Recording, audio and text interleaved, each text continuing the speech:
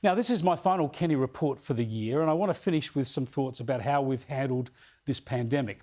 Have we put ourselves in a better position than most other countries? Of course, yes, we have. And even though one Australian vaccine fell over today, another vaccine is already being rolled out in Britain. Others look prospective, and we've got all summer to watch progress and prepare before we go into our second winter under the cloud of coronavirus. So we are very well placed, and our leaders, state and federal, deserve some credit. But the point is this: our success has come at an enormous cost. We've killed off jobs and businesses, kept families apart, ruined careers, disrupted lots of educations, crushed communities, and we've set ourselves back economically. More importantly, we've burdened our children and their children with $1,000 billion of debt. Yep, we're headed towards $1 trillion of debt. So we should avoid any sense of self-congratulation. There is every indication, if you listen to the medical experts both here and overseas, that we have surrendered too much in controlling the pandemic here. National lockdowns, closed state borders, kids banned from school, a curfew in Melbourne, people banned from leaving home, forced to wear masks even when they've been walking alone, and people arrested for posting dissenting views on social media. None of this was necessary. None of it was needed. It caused enormous pain, and it's given state governments in particular a bit of a power trip.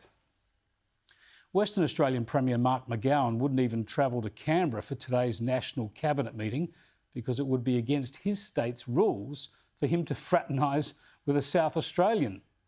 We were heartbroken, of course, that Mark couldn't join us here. Almost as much as him. Almost as much as him, and it's OK. WA gets to keep the GST. There's not a problem. But of course, Mark, together with all my colleagues here, have made great contributions to this group. And we understand every state and territory has its rules. Saved himself a long flight anyway. This silliness from the states is inane. It has tested the Prime Minister's patience, but he's had to hold his tongue, of course, to try and keep them all on board. The jumpy mentality of all states except New South Wales is dangerous because it hurts people socially and economically. There's no doubt we could have controlled the virus with much less onerous restrictions. New South Wales has proven that. It had the biggest challenge, with the most people coming back into quarantine and the heaviest density suburbs, yet it has coped with the least restrictions. The other state premiers have been on power trips, kicking the can down the generations in the form of debt and wasted opportunities. And the trouble is, because the premiers panicked, ramping up new controls every time before they saw whether the earlier measures had worked properly, we haven't learned all we could about how best to manage this virus.